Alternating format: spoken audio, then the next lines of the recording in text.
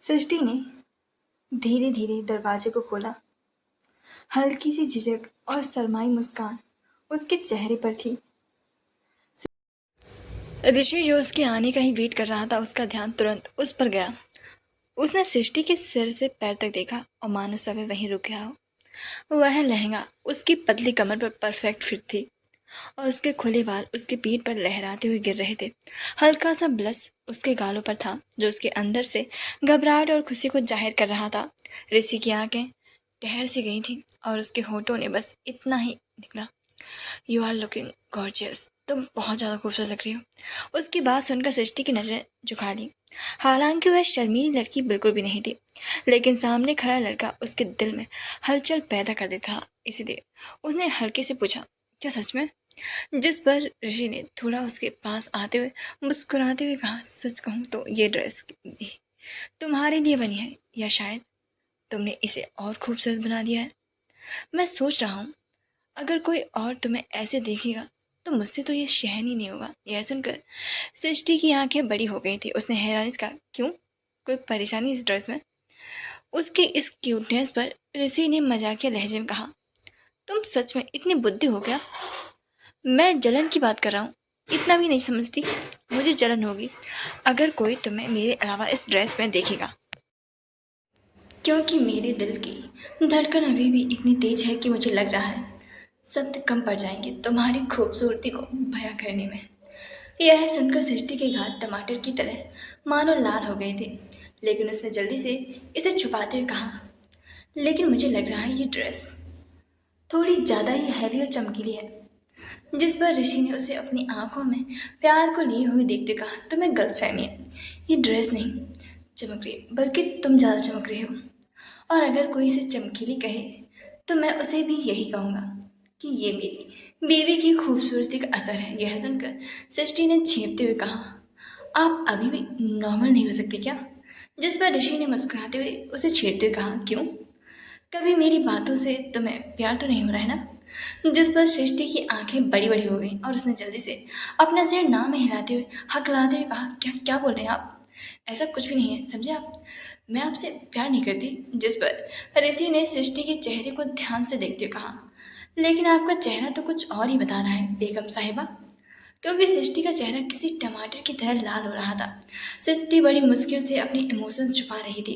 तभी उसके कदम धीरे धीरे ठिठक गए जब उसने ऋषि की तरफ देखा। ब्लैक थ्री पीस सूट में वह किसी बिजनेस टाइकून की तरह लग रहा था। उसके साइड पॉकेट में रखा लाल रंग का रुमाल उसकी पर्सनैलिटी को और भी ज़्यादा प्रभावी बना रहा था। सृष्टि की नज़रें उसके आउटफिट पर ठहर सी गई थी। जैसे उसने अपने और ऋषि के कपड़ों की तुलना की, उसके मन में ख्याल आया, ये तो कपल ड्रेस जैसी लग रही है। थोड़ी झिझक और हैरानी के साथ उसने धीरे से कहा, क्या हमारी ड्रेस मतलब कपल ड्रेस है? ऋषि ने उसके सवाल पर अपनी ड्रेस की तरफ देखा और फिर सृष्टि की ड्रेस को निहारा। उसकी निगाहों में हल्की सी शरारत चमक उठी। मुस्कुराते हुए उसने जवाब दिया, बिल्कुल, जब हम कपल हैं तो ड्रेस भी कपल होनी चाहिए ना। सृष्टि ने उसकी बात सुनकर हल्का सा झटका महसूस किया। इससे पहले कि वह कुछ और कह पाती, ऋषि ने अचानक कदम बढ़ाए और उसके एकदम से करीब आ गया था। उसने सृष्टि की पतली कमर को अपने मजबूत हाथों से थाम लिया। सृष्टि के अंदर एक अजीब सी हलचल मच गई। उसकी धड़कनें मानो दुगनी हो गई। उसने चौंक कर ऋषि की ओर देखा, लेकिन ऋषि की आंखों में केवल शरारती मुस्कान थी जो सृष्टि को और भी ज्यादा परेशान कर रही थी। ऋषि, ये क्या कर रहे हो? उसने धीमे लेकिन कपकपाते हुए स्वर में कहा। लेकिन ऋषि ने कोई जवाब नहीं दिया। उसने सृष्टि को एक झटके से घुमा दिया और फिर उसकी पीठ को अपनी चौड़ी छाती से सटा दिया। सृष्टि की सांसें और भी ज़्यादा तेज हो गईं। ऋषि ने अपने हाथ उसके कंधे पर रखते हुए हल्के से झुककर उसके कान के पास फुसफुसाते हुए कहा, आईने में देखो सृष्टि, एक बार नज़र उठाओ और देखो कि हम कितने अच्छे लग रहे हैं दोनों एक साथ। ऋषि की गर्म सांसों से सृष्टि के पूरे शरीर में मानो सिरहन से दौड़ गई थी और उसकी आंखें बंद कर ली थी, लेकिन उसके फुसफुसाने से उसने अपनी आंखें एक झटके से खोल दी और उसकी नज़रें धीरे धीरे उठाई। सामने आईने की तरफ देखा। उसकी आंखें खुद पर और ऋषि पर टिक गई। वह वास्तव में लग रहे थे जैसे किसी परफेक्ट कपल फोटोशूट के लिए तैयार हुए हों। ऋषि के हाथों में उसकी पीठ पर गर्मी का एहसास दे रहा था। दोनों ने एक दूसरे में जैसे खो से गए थे। तभी बीच में टपकते हुए रागनी की उन दोनों के पीछे से एक जोरदार आवाज सुनाई दी। अरे भाई, भाभी, वाह क्या बात है, रोमांस चल रहा है, वो भी पब्लिक प्लेस पर। Not bad, not bad. यह कहते हुए खिलखिलाकर वह हंस पड़ी। वही ऋषि और सृष्टि दोनों ने चौंक कर पलट कर देखा तो रागिनी अपनी आंखें चौड़ी करते हुए शरारत भरी मुस्कान के साथ खड़ी थी। उसके साथ विवान हल्का मुस्कुराते हुए इधर से उधर देख रहा था, जैसे उसने तो कुछ देखा ही नहीं था। वही दिव्या भी विवान जैसा ही बिहेव कर रही थी। ऋषि तुरंत गंभीर चेहरा बनाकर सृष्टि से थोड़ा दूर हटकर खड़ा हो गया, लेकिन सृष्टि इतनी शर्मिंदा हो गई कि उसकी नजर जमीन पर ही गड़ी हुई थी। वही रागिनी ने पास आकर मजाक जारी करते हुए कहा, भाई, कम से कम एक बार जगह तो देख लेते। अगर इतना ही रोमांस करना था तो मुझे बता देते, मैं 2-3 पर्दे खरीद लेती, पूरे हॉल को प्राइवेट बना देती, वो भी सिर्फ आपके लिए। और वह आंखें मटकाकर ऋषि को देखने लगी थी। यह सुनकर सृष्टि और भी ज़्यादा शर्मीला फील करने लगी थी। वहीं ऋषि ने जब देखा कि सृष्टि सिर झुकाए खड़ी है तो उसकी प्रोटेक्टिव साइड जाग उठा था। उसने जल्दी से रागिनी को घूरते हुए कहा, लिटिल प्रिंसेस, कुछ ज़्यादा ही नहीं बोलती हैं। आखिरकार वह अपनी प्यारी पत्नी को ऐसे शर्मिंदा होते हुए कैसे देख सकता था। वहीं ऋषि को गुस्से में देखकर रागिनी ने जल्दी से अपने कान पकड़कर माफी मांगते हुए कहा, ओके ओके भाई, भाभी सॉरी, मुझे ऐसे बीच में नहीं आना चाहिए था। प्लीज़ आप दोनों कंटिन्यू करें, जब हो जाए तो बता देना, हम बात भी जरूर आ जाएंगे, ओके। अब ये सुनकर तो सृष्टि का मन हुआ कि वह खुद को ही एक गड्ढे में खोद कर गाड़ ले। उसे अब वहाँ पर ज़्यादा देर तक रहा नहीं गया था और वह जल्दी से ट्रायल रूम की तरफ बढ़ गई। वहीं उसे वहाँ से जाते देख ऋषि ने रागिनी के गुस्से से कान पकड़ते कहा, छोटी सी छिपकली, बहुत ज़्यादा जुबान नहीं चढ़ी थी आपकी, हाँ? ऐसे अच्छा लगता है अपनी भाभी को परेशान करते हुए? जिस पर सिर्फ रागनी जल्दी से अपने कान छुड़ाने की कोशिश करते हुए कहा, अरे अरे भाई, क्या करें आप, छोड़िए, मेरा हाथ दर्द कर रहा है, मेरा कान, प्लीज़ छोड़िए ना, मैं बस थोड़ा सा परेशानी तो करी थी ना भाई। जिस पर ऋषि ने गुस्से से ना दिखने का नाटक करते हुए कहा, थोड़ा सा मजाक, हाँ? अपनी भाभी को इतना शर्मिंदा कर दिया है और बोलती हो कि थोड़ा सा। जिस पर रागिनी ने जल्द से कहा, अच्छा सॉरी ना भाई, प्लीज़ माफ़ कर दो। जिस पर विवान और दिव्या हंस रहे थे। वहीं ऋषि ने रागिनी के कान को छोड़ते हुए कहा, अगली बार तुम्हारी ये चिपकली वाली शरारतें बंद नहीं हुई ना तो फिर मेरे से बहुत मार खाओगी। जिस पर रागिनी ने अपनी नाक चढ़ाते हुए कहा, वाह भाई, अब आप भाभी के लिए इतनी अपनी छोटी सी बहन पर हाथ उठाएंगे, हाँ? और उसने ऐसा मुंह बना दिया था जैसे कि वह जस्ट अभी रोने ही वाली थी और रोकर वह पूरी गंगा नदी बहाने वाली थी। जैसे कि वहीं उसकी नौटंकी को देखकर दिव्या ने धीरे से विवान के पास कान भी कहा, हो गया इसका इमोशनल ड्रामा शुरू। और उसकी एक्टिंग तो देखो, सही में कोई भी इमोशनल होकर रोने लग जाएगा। वहीं ऋषि ने जब रागिनी के मायूस चेहरे को देखा तो उसने गुस्से को पूरी तरीके से गायब कर दिया था और फिर मुस्कुरा कर कहा, अच्छा सॉरी, मुझे गुस्सा नहीं करना चाहिए था, लेकिन अपनी भाभी को अगली बार से तंग मत करना, समझी? जिस पर रागिनी अचानक से खुश हो गई थी, लेकिन फिर उसने मुंह बनाते हुए कहा, बट भाई, आप बहुत ज़्यादा पजेसिव नहीं हैं। भाभी के लिए मतलब इतना प्यार कौन करता है, हाँ, अपनी बीवी से? जिस पर ऋषि ने मुस्कुराते कहा, पजेसिव नहीं, बस केयरिंग हूँ। आपकी भाभी आपके भाई की पहली और आखिरी पसंद है, फिर इतना प्यार तो रिजर्व करती है ना, लेकिन मैं तो इससे कई ज़्यादा प्यार करता हूँ। जिस पर रागिनी ने अचानक से मुंह बनाते हुए अपना सिर हिलाते हुए कहा, हाँ हाँ भाई, प्लीज़ समझ गए, मैं समझ गई, आप प्लीज़ इस तरीके से शोक मत करिए, हमारा ना दिल चल रहा है, प्लीज़। और ये आप दोनों की रोमांटिक दुनिया में हम जैसे गरीबों को कुछ समझ भी नहीं आने वाला। सृष्टि जो ट्रायल रूम में खड़ी सब कुछ सुन रही थी, मुस्कुराए बिना नहीं रह पाई थी। उसके दिल की धड़कनें अभी भी तेज थी, लेकिन ऋषि का उसे डिफेंड करना उसे कहीं ना कहीं अच्छा लग रहा था। थोड़ी देर बाद वह भी चेंज करके बाहर आई और फिर सभी लोग वापस से शॉपिंग करने के लिए चले गए थे। वहीं दूसरी तरफ पलक ने ट्रायल रूम की ओर बढ़ते हुए अपने गालों पर आई तेज गर्मी को महसूस किया। उसका चेहरा अभी भी गुलाबी था और उसकी धड़कनें इतनी तेज थी कि उसे ऐसा लग रहा था कोई पास खड़ा सुन रहा है। लेकिन उसने अपने कदम तेज किए और ट्रायल रूम के पास पहुंचकर दरवाजे को हल्के से खटखटाया। अंदर से अविनाश की आवाज़ रही। कौन है? पलक ने हल्के मुस्कुराते हुए और थोड़ी शरारत भरी अंदाज में कहा। तुम्हारी वही अनरोमांटिक बीवी जिसे रोमांस करने नहीं आता, जो अभी तुम्हें सबक सिखाने आई है। यह सुनकर दरवाजा खुला और अविनाश सामने खड़ा हुआ था, पलक का दिया हुआ गुलाबी कुर्ता पहने हुए। कुर्ता उस पर इतना भव रहा था कि पलक एक पल के लिए तो कुछ कहना ही मानो भूल सी गई थी। उसका चेहरा मुस्कान से खिल उठा था, लेकिन उसने खुद को संभालते हुए कहा, अरे वाह, मासूमियत तो नहीं आई, लेकिन इस कुर्ते ने तुम्हें और भी ज़्यादा हॉट पिलर बना दिया है। अविनाश ने मुस्कुराते झुककर उसके कानों में फुसफुसाया, तुम्हारे लिए कुछ भी मेरी रानी। पलक ने घबराकर पीछे हटते कहा, अरे अरे, इतना पास बताओ। हाँ, यहाँ सब लोग देख रहे हैं। जिस पर अविनाश ने ट्रायल रूम का दरवाज़ा आधा बंद करते हुए शरारती लहजे में कहा, तो अंदर आ जाओ, फिर कोई नहीं देखेगा।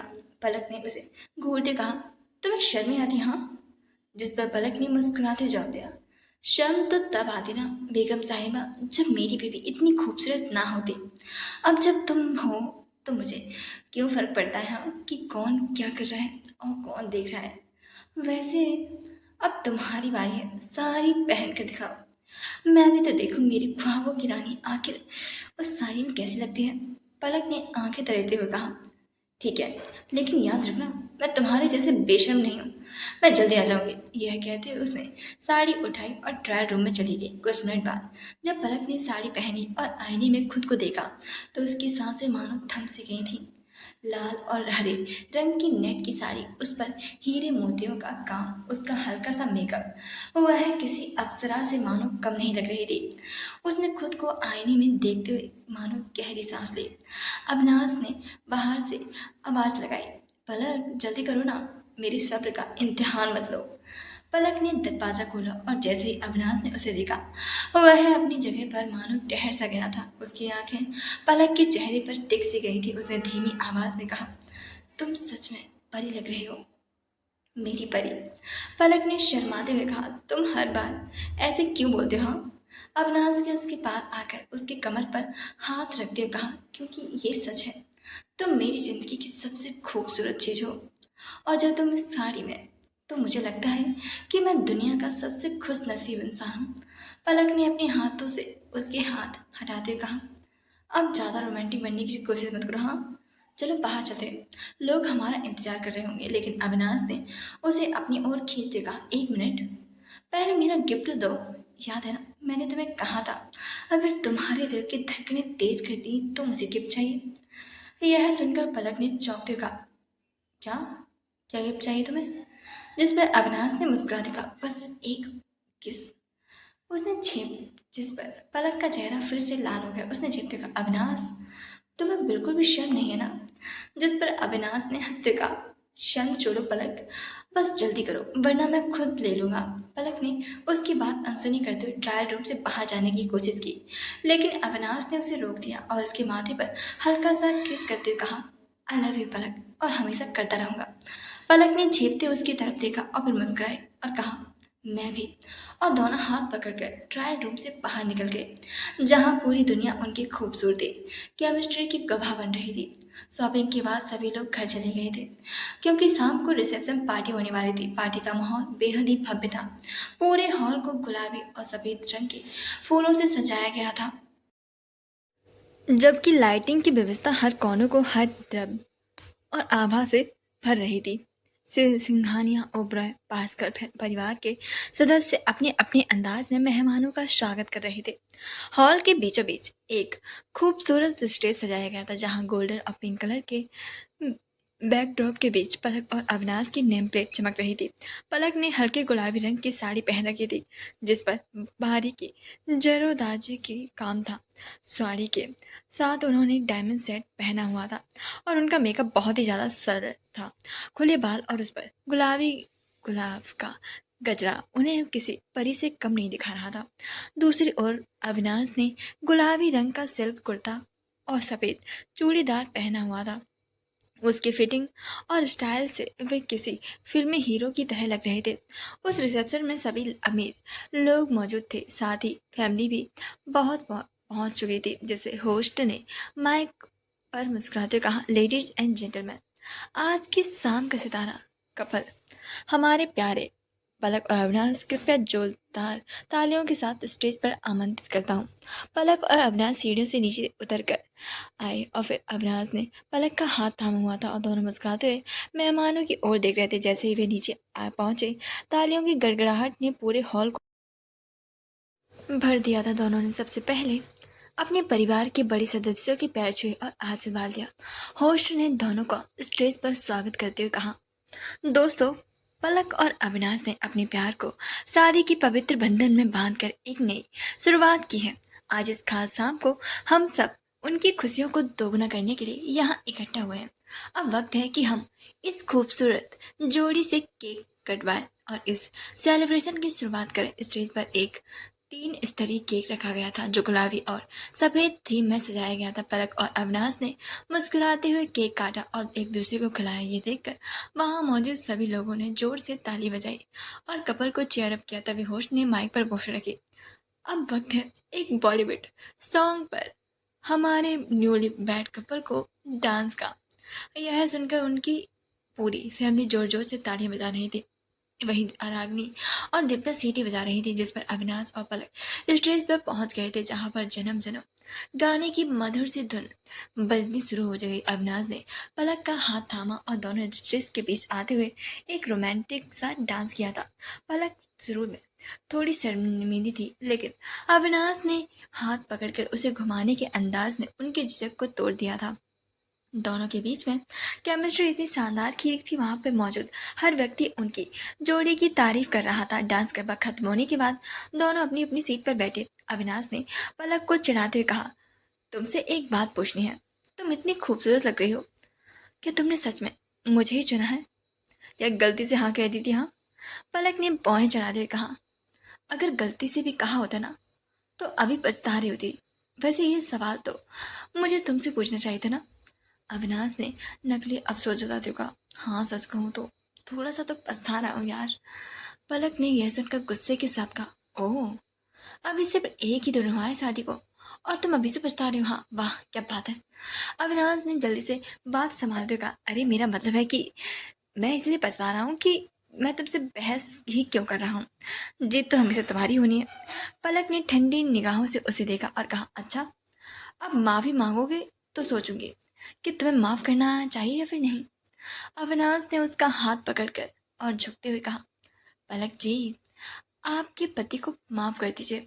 वादा करता हूँ कि आगे से बिना वजह आपको चिढ़ाऊंगा नहीं। जिस पर पलक ने उसे घूरा, जिस पर अविनाश ने अपने दांत दिखा दिए और थोड़ी देर बाद मेहमान उनसे बात करने लगे थे। साथ ही उन्हें गिफ्ट भी दे रहे थे। जहाँ एक और पलक और अविनाश की नोकझोंक चल रही थी, कभी आंखों से लड़ाई तो कभी मजाक, कभी ताने। वहां दूसरी तरफ हमारे ऋषि और सृष्टि साथ बैठे हुए थे, मानो दो अलग ही दुनिया के लोग हों। सृष्टि की नजर लगातार सृष्टि पर ही टिकी हुई थी, लेकिन वो जालिमा तो जैसे ही उसे नजरअंदाज करने की कसम खाकर बैठी हुई थी। दादी दोनों के बीच में बैठी थी और सृष्टि कभी कभी उनसे कुछ कह लेती थी। हल्की मुस्कान, हंसी की एक फुसफुसाहट, लेकिन ऋषि के लिए कुछ नहीं, बस एक देखता रह गया था। उनकी हर सांस बस सृष्टि की एक झलक और एक शब्द की भूखी थी। उसका दिल पहले से ही भीतर बेचैन था। क्वीन मेरी बगल में बैठी है और मुझसे एक बात तक नहीं कर रही। उसका मन रो पड़ा था। वो चुपचाप मोबाइल निकाला और किसी को जल्दी से एक मैसेज दिया। एक प्लान था जो अब जरूरी हो गया था। कुछ पलों बाद लाइट धीमी हुई और साउंड धीमा बजने लगा और होस्ट ने ऊंची आवाज में कहा, सो लेडीज एंड जेंटलमैन, क्या आप लोग इस शाम को और खूबसूरत बनाना चाहेंगे? यहाँ आए हैं तो डांस भी तो होना चाहिए ना, है ना? तो आइए सभी कपल्स को इनवाइट करते हैं स्टेज पर एक साथ इस पल को और खास बनाने के लिए। हॉल में हलचल सी मच गई।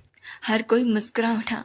कुछ कपल्स ने एक दूसरे की तरफ देखा और उठने लगे। वहीं सृष्टि अब भी दादी से कुछ कह रही थी कि तभी अचानक ऋषि अपनी जगह से खड़ा हुआ और फिर उसकी तरफ चलकर आकर उसके सामने खड़ा हो गया। उसकी चाल धीमी थी पर उसके चेहरे पर कुछ था, एक हल्की मुस्कान, लेकिन आंखों में एक बेचैन सा तूफान। वो सीधा सृष्टि के पास आया और उसके सामने खड़ा हो गया। धीरे से अपना हाथ उसकी तरफ बढ़ाया। हे, मेरे साथ डांस करोगी? उसका लहजा नर्म था और बेहद सच्चा, जैसे दिल की सबसे कोमल गहराई से निकले ये शब्द। उसकी बात सुनकर सृष्टि चौंक सी गई थी, क्योंकि सभी सृष्टि इस शादी को अनाउंस नहीं करना चाहती थी। इस वजह से वहां पर उन दोनों ने की शादी को सीक्रेट रखा गया था, जिस वजह से किसी को भी नहीं बताया था कि वह लोग मैरिड है। और वहां पर आई हुई लड़कियों की नज़र शुरुआत से ही हमारे हीरो ऋषि के ऊपर ही बनी हुई थी। और उन्होंने जब ये देखा तो मुंबई का सबसे ज़्यादा यंग और बैचलर किसी लड़की के सामने डांस करने के लिए अपना हाथ बढ़ा रहा है, जिसे शायद ही कोई लड़की वहां पर जानती होगी। तो यह देखकर वह भी काफ़ी ज़्यादा हैरान थी। साथ ही कई लड़कियों की आंखों में तो गुस्सा, जलन, ईर्ष्या साफ झलक रही थी।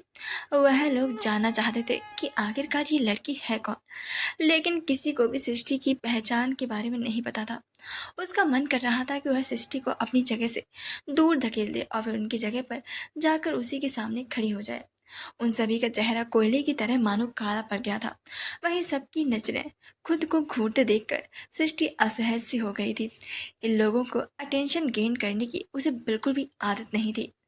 कुछ सेकंड के लिए तो वह एकदम से सुन्न रह गई थी। उसने धीरे से ऋषि को देखा। उसकी आंखों में वो भाव थे जो अक्सर नजरअंदाज कर देती थी, इंतजार, चाहत और दर्द, साथ ही एक उम्मीद भी। वहीं यह देखकर दादी ने हल्के से मुस्कुराकर खुशी के साथ कहा, जा बेटा जा, उसे वेट मत करा, जा डांस कर ले, हर कोई देख रहा है तुम्हें। यह देखकर सृष्टि की पलकों में हल्की सी झिझकी थी, लेकिन अगले ही पल उसकी नर्म मुस्कान उभर आई थी। उसने धीरे से अपना हाथ ऋषि के हाथ में दे दिया। ऋषि के चेहरे पर एक बड़ी सी मुस्कान आ गई थी, जैसे उसकी दुनिया को फिर से रोशनी मिल गई हो। वह अब म्यूजिक की जरूरत थी और उनके दिलों की धड़कने की, जो उसी ताल में धड़क रही थी। वहीं यह देखकर रजत अपने हाथ में पकड़ा हुआ वाहन एक झटके के साथ पी गया था। वहीं सामने चेयर पर बैठी रागिनी ने जोर से सीटी बजा दी थी। काफी सारे कपल्स भी स्टेज पर आ गए थे। वहीं होस्ट की बात सुनकर सिद्धार्थ भी अपनी जगह से खड़ा होकर रागिनी और दिव्या के पास आया और फिर रागिनी के हाथ आगे अपना हाथ बढ़ाकर उसे कहा, डांस करोगी मेरे साथ? जिस पर रागिनी ने खुशी से चहकते हुए अपना सर हाँ में हिला दिया और वह लोग दोनों भी डांस फ्लोर की तरफ बढ़ गए थे। सभी लोग एक दूसरे के साथ डांस करने लगे थे। वहीं ऋषि की उंगलियां सृष्टि की हथेली से फिसली तो सृष्टि की धड़कन हल्की सी तेज हो गई थी। वो कुछ नहीं बोली, बस उसके साथ चलती रही, जैसे उसके कदम अब खुद ब खुद ऋषि की तरफ बढ़ने लगे हों। स्टेज पर पहुंचकर ऋषि ने धीरे से सृष्टि की कमर पर अपना हाथ रखा और उसका दूसरा हाथ अपने हाथ में थाम लिया। सृष्टि ने हल्का सा झटका महसूस किया, लेकिन इस बार उसने पीछे हटने के बजाय ऋषि की आंखों में देखा। वो आंखें जो आज बेहद ही सच्ची लग रही थी, जैसे बस उसी की थी। उसी के साथ सॉन्ग भी स्टार्ट हो गया था। तुम हाँ पास मेरे, साथ मेरे, हाँ तुम यहाँ। ऋषि ने सृष्टि की कमर पर हाथ रखा और उसे करीब खींच लिया। उसकी अंगुलियां सृष्टि की पीठ पर हल्के से फिसल गईं। सृष्टि ने धीमे से अपनी आंखें बंद कर ली, जैसे इस एहसास को महसूस कर रही हो। सृष्टि ने धीरे से अपनी हथेलियां ऋषि के सीने पर रखी और वो उसकी आंखों को गहराइयों को झांकने लगी। ऋषि की उसकी थोड़ी उठाई और उसकी आंखों में प्यार भरी शरारत थी। ऋषि ने सृष्टि को अपनी बाहों में घुमा लिया और उसके बाद हल्के से लहराए और वो पूरी तरह से उसकी बाहों में मानो समा गई थी। दोनों के चेहरे एक दूसरे के बेहद करीब आ गए थे। जितना महसूस करूं तुमको, उतना ही पा भी लूं। ऋषि ने सृष्टि के हाथों को अपने हाथों में लिया और धीरे धीरे से उनके चारों ओर घूमने लगा। सृष्टि ने अपनी उंगलियां उसके गालों पर रख दी और उसकी नजरों में खो गई। फिर हल्के से अपनी नाक उसकी नाक से छुआ। तुम हाँ मेरे लिए। ऋषि ने एक लंबा कदम बढ़ाया और सृष्टि को अपनी ओर खींच लिया। सृष्टि ने अपना सिर उसके कंधे पर रख दिया और फिर दोनों हल्की सी रोशनी में एक दूसरे के करीब झूमने लगे। मेरे लिए हो तुम यूं। सृष्टि ने हल्के पीछे हटकर ऋषि के चेहरे को अपने हाथों से थामा। उसकी अंगुलियां उसके जबड़े से धीरे से फिसली। ऋषि ने उसकी आंखें बंद कर ली, जैसे इस पल को खुद में महसूस कर रहा हो। खुद को मैं हार गया, तुमको तुमको मैं जीता हूँ। ऋषि ने गहरी सांस ली और सृष्टि की कमर को कसकर पकड़ लिया। उसने उसे ऊपर उठा लिया और गोल गोल घूमने लगा। सृष्टि की हंसी की हल्की आवाज वातावरण में खुल गई। जैसे ही म्यूजिक धीमा हुआ, ऋषि ने सृष्टि को अपनी बाहों में झुका लिया। उसका चेहरा एक दूसरे के बेहद करीब था। सृष्टि की आंखें चमक रही थी और ऋषि ने हल्की मुस्कान के साथ उसके माथे को हल्के से चूम लिया था। भले ही सभी लोग अपने अपने डांस में बिजी थे, जिसने ये नहीं देखा था, लेकिन जिसने देखा था, ये देखकर तो लड़कियों की आंखें छोटी हो गई थी। साथ ही सभी हैरान थे। वही दादी खुशी से फूले नहीं समा रही थी। वहीं सृष्टि और ऋषि अपनी ही दुनिया में खोए हुए एक दूसरे के साथ डांस कर रहे थे। वहीं दिव्या, रजत और रागनी और सिद्धार्थ भी एक साथ डांस कर रहे थे। रागनी सिद्धार्थ का हाथ पाकर बहुत खुश थी, लेकिन सिद्धार्थ की नजरें न चाहते हुए भी बार बार रजत और दिव्या के ऊपर जा रही थी। उसे उन दोनों को साथ में डांस करता देखकर काफी ज्यादा गुस्सा आ रहा था, लेकिन वह अपने गुस्से को कंट्रोल कर रहा था। हल्की रोशनी के बीच स्टेज पर खूबसूरती से सजी दुनिया थी। झिलमिलाती लाइट्स, रोमांटिक माहौल और धीमे धीमे बजता हुआ बेहोक संगीत और कुछ किसी सपने जैसा लग रहा था। तुम हो।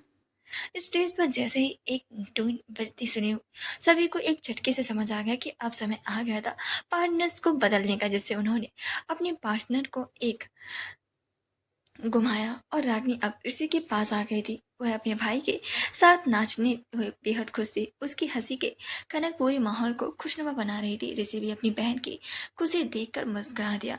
सृष्टि अब रजत के साथ थी। दोनों ही सहजता से एक दूसरे के हाथ थामे डांस करना शुरू कर दिया था। वहीं सृष्टि के चेहरे पर बड़ी सी मुस्कान थी, लेकिन यह मुस्कान ऋषि को मानो चुभ सी गई थी। उसने रजत को ऐसी नजरों से घूरा जैसे अभी उसे खत्म ही कर देगा। उसके चेहरे पर गुस्सा साफ झलक रहा था, क्योंकि वह जानता था कि रजत सृष्टि से प्यार करता है, और एक ऐसा सच जिससे सृष्टि अब तक अनजान थी। कहीं से कहीं को भी आओ बेवजह चले, पूछे बिना किसी से हम मिले। और अब दिव्या का सामना सिद्धार्थ से हुआ। दिव्या के कदम ठिठक गए। एक पल के लिए उसकी सांसें अटक सी गई थी। उसकी आंखों में हल्का सा डर और बेचैनी थी। सिद्धार्थ का चेहरा इस वक्त बेहद ही करीब था। उसके कर्म वह चेहरे पर सांस महसूस कर सकती थी। वह सिद्धार्थ के साथ डांस नहीं करना चाहती थी, इसलिए उसने जल्दी से अपने कदम वहां से दूसरी तरफ मोड़ दिए। वह वहां से जल्द जाना चाहती थी, लेकिन उसने अपना पहला एक कदम बढ़ाया ही था कि तभी सिद्धार्थ ने मजबूती से उसके हाथ को पकड़ लिया। और जैसे ही दिव्या ने मुड़कर उसके हाथ को हटाना चाहा, सिद्धार्थ ने उसका हाथ कसकर पकड़ लिया और उसे एकदम से अपने करीब खींच लिया, जिससे दिव्या उसके सीने से जा लगी। उसने चौंक कर उसकी आंखों में देखा। वह गुस्से में था, मगर उसकी आंखों में कुछ और भी था, लेकिन एक अनकही तड़प, एक प्यास, एक ऐसा जुनून जो उसे सिर्फ दिव्या के साथ ही जोड़ता था। तुम हो पास मेरे, साथ मेरे हो तुम यूं। सिद्धार्थ ने दिव्या को अपनी बाहों में जकड़ लिया और उसके साथ धीरे धीरे घूमने लगा। दिव्या का दिल तेजी से धड़क रहा था। वह जानती थी कि वह सिद्धार्थ से प्यार करती है, लेकिन उसके साथ नहीं रह सकती। उसकी आंखें छलकने को तैयार थी, मगर उसने खुद को इस वक्त बहुत ही मुश्किल से संभाल लिया था। सिद्धार्थ ने उसे और करीब खींचते हुए फुसफुसाया, अब भी मुझसे भागने की कोशिश कर रही हो? दिव्या ने उसकी आंखों में देखा। वहां सिर्फ दर्द था, एक ऐसा दर्द जिसे शब्दों में बयां करना मुश्किल था। सिद्धार्थ का चेहरा बस कुछ ही इंच दूर था। दिव्या की आंखों में खौफ, प्यार, इनकार का अजीब सा मेल था। वह अब भी उससे दूर जाना चाहती थी, लेकिन सिद्धार्थ ने उसकी कमर पकड़कर उसे अपनी ओर मोड़ लिया। उसकी आंखें कह रही थी, तुम मेरी हो दिव्या, मैं तुम्हें किसी और के साथ कभी नहीं दे सकता। दिव्या ने उसकी आंखों में झांका और वो बिखस सी गई थी। उसकी आंखों से आंसू झलक पड़े, मगर वह अभी भी उसके गिरफ्त से बाहर नहीं जा सकी थी। वहीं सिद्धार्थ ने उसे घुमाया और उसके गले को पर अपने होंठ रख दिए थे, जिससे दिव्या की आंखें खुद ब खुद बंद हो गई थी। जितना महसूस करूं तुमको, उतना मैं पा भी लूं। सभी लोग डांस में खोए हुए थे। ऋषि की जलती हुई नजरें और गुस्सा रजत पर था, क्योंकि रजत और सृष्टि एक साथ हंसते हुए नाच रहे थे। रागनी अपनी खुशी में खोई हुई थी। सिद्धार्थ और दिव्या का डांस एक जंग की तरह लग रहा था, जहाँ एक चाहता था और दूसरी भागना चाहती थी। हॉल में फैली हल्की सी रोशनी, धीमी बजती मधुर धुन और रोमांटिक माहौल में हर जोड़ा अपने पार्टनर्स के साथ बहता जा रहा था। लेकिन उस भीड़ के बीच सिद्धार्थ और दिव्या का डांस अलग ही कहानी का बयां कर रहा था। किस तरह छीनेगा मुझसे ये जहां तुम। जैसे ही ये बोल बूझे, सिद्धार्थ ने दिव्या की कलाई पकड़कर उसे अपने करीब खींच लिया। दिव्या चौंक गई, उसकी सांसें हलचल मचाने लगी, उसकी आंखों में घबराहट उभर आई। सिद्धार्थ की आंखों में गहरा जुनून था। उसने अपनी बाहों को घेरा कसते हुए दिव्या को घुमाया और फिर झटके से अपनी ओर खींच लिया। उसके चेहरे पर अब कुछ ही इंच की दूरी थी, जिससे दिव्या की आंखों में सैलाब था। सवाल था, वह उसकी आंखों में देख रही थी। तुम मुझसे दूर क्यों भाग रही हो दिव्या? सिद्धार्थ की आंखों में जैसे ये सवाल तुम पूछ लिया था। दिव्या ने उसके स्पर्श से खुद को छुड़ाने की पूरी कोशिश की, लेकिन सिद्धार्थ ने उसकी कमर को कसकर पकड़ लिया था। तुम भी हो मैं, क्या फिक्र अब हमें। गाने के बोलों के साथ सिद्धार्थ ने दिव्या को हल्का सा झुकाया और उसके चेहरे को अपनी हथेली में थाम लिया और उसकी आंखों में झांका। वहां एक अजीब सा तकलीफ थी, दर्द, प्यार और हारी हुई जंग का एहसास। दिव्या ने अपनी पलकें झुका ली। उसका दिल कह रहा था कि वह सिद्धार्थ की बाहों में ही रहना चाहती है, लेकिन उसका दिमाग हर बार उसे दूर जाने के लिए कह रहा था और मजबूर कर रहा था। सिद्धार्थ ने हल्का सा झुककर उसके चेहरे के करीब आने की पूरी कोशिश की, लेकिन दिव्या ने अपने हाथों से उसे रोक लिया। उसकी आंखें भर आई थी। क्यों कर रहे हो ये सब सिद्धार्थ?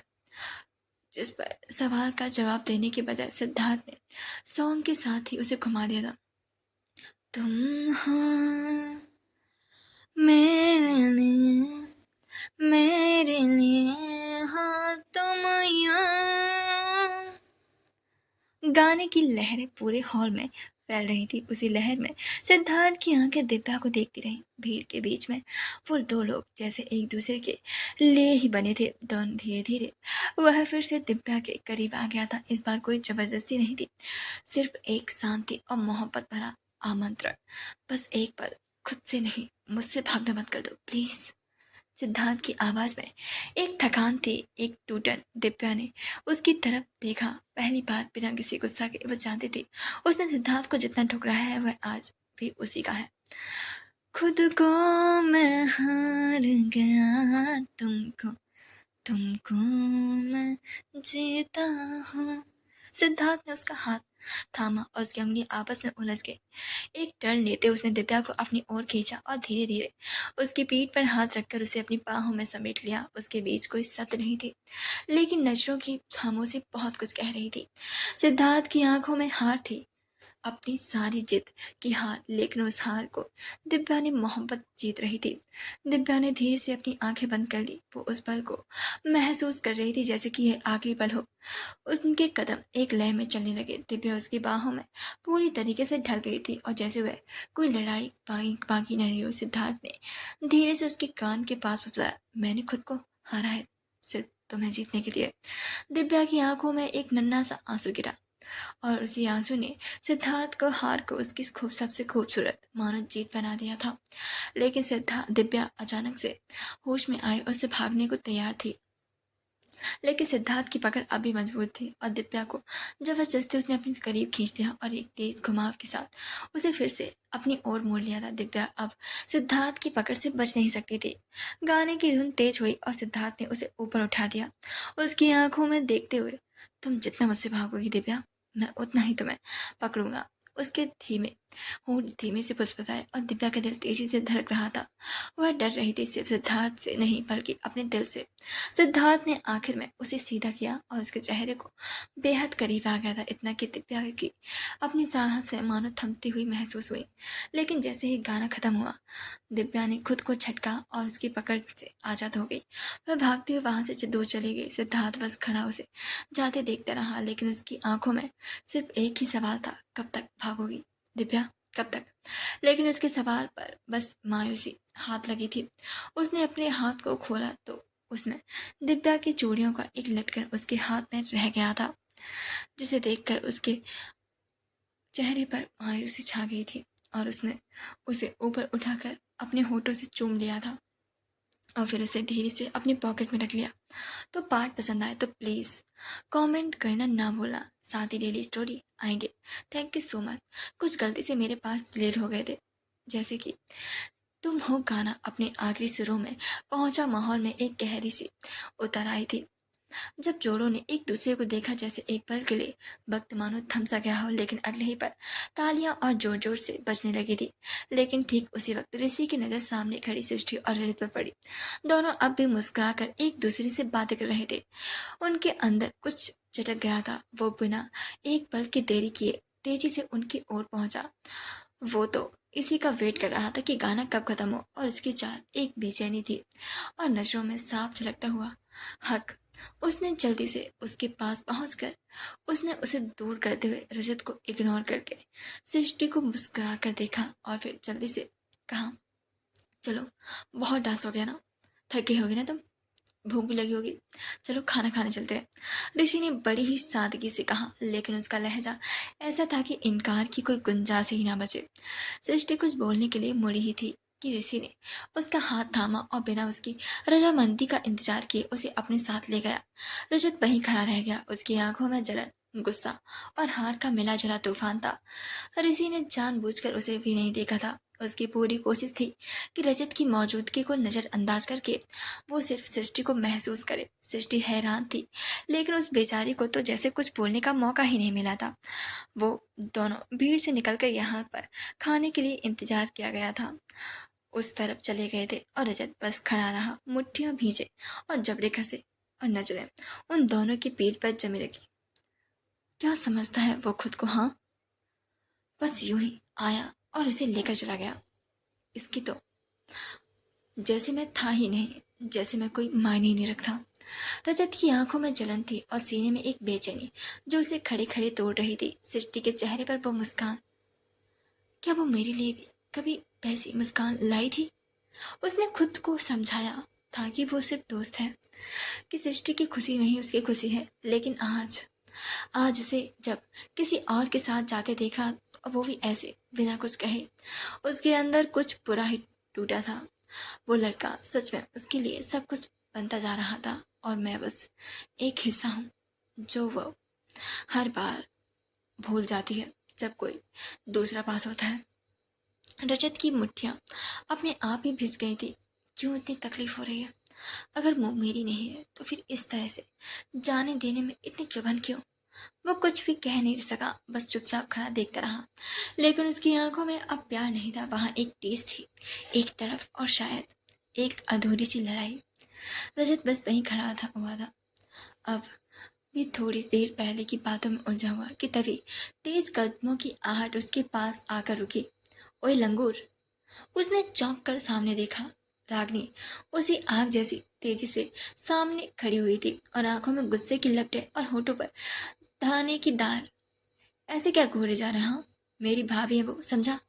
इसलिए अब जना ना, आदर करना सीख ले और उनसे दूर रहना भी। अगली बार अगर मैंने तेरी आंखें उनकी तरफ जाते हुए देख ली ना, तो तेरी इन आंखों को बाहर निकाल कर खींच लूंगी, समझा? रजत की भौहें चढ़ गई थी उसकी बातों को सुनकर। उसके लिए कुछ नया नहीं था रागिनी का यूं बिना बात के बीच में टपकना और जहर उगलना। उसने धीरे से उसकी आंखों में देखा और फिर बेहद ही रूखे लहजे में कहा, मिस रागिनी, अपना गुस्सा और अपनी अकड़ और अपना ये बेहुदा डायलॉग्स प्लीज आप अपने घर पर जाकर बोलो। मैं क्या करूं, किसे देखूं, ये तुम्हें तय करने का कोई हक नहीं है। और वैसे भी वो आग झुकते हुए धीरे से फुसफुसाया, तुम्हें हर बार बीच में टपकने की आदत है ना, पर इस बार तुम कुछ ज़्यादा ही ओवर एक्टिंग कर रही हो, इसलिए प्लीज़ अपनी ओवर एक्टिंग ना अपने पास ही रखो। रागिनी ने जबड़े भींच लिए, उसकी आंखें क्रोध से भर चुकी थी। उसने गुस्से से कहा, ओवर एक्टिंग? तुम जैसे नीच इंसान को तो मैं हर बार इसलिए टोकती हूँ क्योंकि तुम किसी को उसकी मंगेतर पर गंदी नजर रखते हो। भाभी है वो मेरी, और मैं बर्दाश्त नहीं करूंगी कि कोई उनका भी बिना इज्जत के लिए समझे। वाह वाह रागनी देवी, रजत ने तालियां बजाई। तुम्हें तो ऑस्कर मिलना चाहिए। हर बात में खुद को सही और दूसरों को नीचे दिखाने का जो टैलेंट है ना, वो तुम्हारे पास खूब है। और शायद मुझे तुम्हारी भाभी में क्या लगा भाई, ये तुम ना तय करो और ना समझो। मेरी और उसकी दोस्ती बहुत पहले से है, और तुम कौन होते हो उसमें उंगली करने वाली। रागनी अब गुस्से से कांप रही थी, उसकी सांसें तेज हो चुकी थी। उसने आंखें तीखी करते हुए कहा, अगर दोस्ती की इतनी ही कदर है तो दोस्ती की तरह पेश आओ ना, आशिक की तरह नहीं। और तुम्हारे जैसे लड़कों ने ना मेरी भाभी को बचाने के लिए मैं हर बार बीच में आऊंगी, क्योंकि अगर मैं चुप रही ना तो पता है तुम ऐसे ही उसके आगे पीछे भटकते रहोगे, और ये मैं बिल्कुल नहीं चाहती। बस। रजत एक कदम आगे बढ़ाते हुए गुस्से के साथ बोला, अब अगर एक बार फिर बुलाए मेरी जिंदगी में कूदी ना तो कसम से रागनी, तुम खुद अपनी जुबान से माफी मांगोगे मुझसे। जिस पर रागिनी का गुस्सा भड़क उठा और उसने गुस्से से कहा, ओ प्लीज, ये महंगे महंगे सपने ना बस अपने ही सपने ही रखो, क्योंकि रागिनी ओपरा कभी भी किसी से माफी नहीं मांगती। मांगती खासकर गलत पर तो कभी भी नहीं। मेरी वार्निंग को याद रखना और मुझसे दूर रहो, समझे? इस बार जुबान से बता रही हूँ, वरना फिर अगली बार हाथ पैरों से बताऊंगी। यह सुनकर रजत ने गुस्से के साथ कहा, क्या कहा तुमने? लेकिन इसके आगे वह कुछ कहता कि तभी उसका फोन बजने लगा था, जिससे उसका ध्यान उस तरफ चला गया। वही रागनी यह देख मुंह बनाकर वहां से चली गई। वही रजत ने गुस्से से अपनी फोन की स्क्रीन को देखा तो डेट ना फ्लैश हो रहा था। उसने गुस्से से कॉल कट कर दिया और सामने देखा तो रागनी वहां से जा चुकी थी। तभी वापस से उसका फोन बजने लगा। लेकिन रजत ने गुस्से से फिर से कॉल कट कर दिया और फिर इरिटेट होकर वहां से वाइन लेने के लिए जाते हुए कहा, छोड़ूंगा नहीं अगर अब मिली तो सही में। वहीं दूसरी तरफ डेकोरेटेड फूड एरिया की तरफ, वहां पर हल्की पीली लाइट्स और बैकग्राउंड में सॉफ्ट इंस्ट्रूमेंटल म्यूजिक बज रहे थे। ऋषि तेज कदमों से सृष्टि का हाथ पकड़कर फूड एरिया की तरफ ले गया था। उसके चेहरे पर ठंडी मुस्कान थी, लेकिन आंखों में कुछ और ही तूफान था जो उसने बड़ी सफाई से छुपा रखा था। सृष्टि ने अपना हाथ छुड़ाते हुए उसे घूरा और गुस्से के साथ बोली, ये क्या था ऋषि? ऋषि ने पलटकर उसकी आंखों में देखा, जैसे कि उसे समझ ही ना आया हो। आंखों में मासूमियत लाकर बोला, क्या क्या था? कहाँ पर? सृष्टि ने भौहें चढ़ाते हुए एक कदम आगे बढ़ाया। मत बनो ज्यादा बोले। हाँ, वहां डांस फ्लोर पर तुम मुझे अचानक ऐसे क्यों खींच कर ले आए? हाँ। ऋषि ने एक लंबी सांस ली और फिर कंधे उचका दिए और धीमी आवाज में कहा, बताया तो भूख लगी थी इसलिए लाया, खाना खा लेने के लिए। यह कहते हुए उसने प्लेट उठा ली, जिसे देखकर सृष्टि ने ऊँट टेढ़े हो गए। आंखें थोड़ी सिकुड़ गई थी और उसकी बातों में संतुष्ट नहीं थी। उसने एक हाथ कमर पर रखा और सामने खड़े होकर पूछा, सच में बस यही वजह थी? ऋषि ने नजरें चुराई। उसने अपनी प्लेट दूसरी प्लेट उठाई और लेकिन हाथों की पकड़ थोड़ी टाइट हो गई थी। फिर भी उसने चेहरे पर शांत लहजे के साथ कहा, और क्या वजह होगी? हाँ, तुम्हें क्या लग रहा है और क्या वजह हो सकती है? जिस पर सृष्टि ने अपनी थोड़ी धीमी सी आवाज में कहा, मुझे लग रहा है कि तुम्हें जरूर जलन हो रही थी। ऋषि की थाली टेबल पर रखती थी और वो अब सीधे उसकी आंखों में देख रहा था। उसकी जबड़े की नसें हल्की सी तन गई थी और उसने साफ नकारते हुए कहा, मुझे और जलन क्यों होने लगी? हाँ, मुझे कभी जलन नहीं होती। उसने एक ठंडी मुस्कान दी, लेकिन आंखें अब उस मुस्कान को मेल नहीं खा रही थी और वह कुछ चल ही नहीं रहा था, कुछ दर्द और अस्वीकार और कुछ गुस्सा। सृष्टि चुप रही और कुछ पल के लिए उसकी आंखों भी बदल गई थी। उसने देखा ऋषि का वो चेहरा जो हमेशा बेपरवाह सा लगता था, आज थोड़ा टूटा हुआ सा दिख रहा था। और वो जानती थी कि वो कभी नहीं मानेगा। तुम्हें फर्क नहीं पड़ता? उसने धीमे से पूछा, एकदम नर्म आवाज में।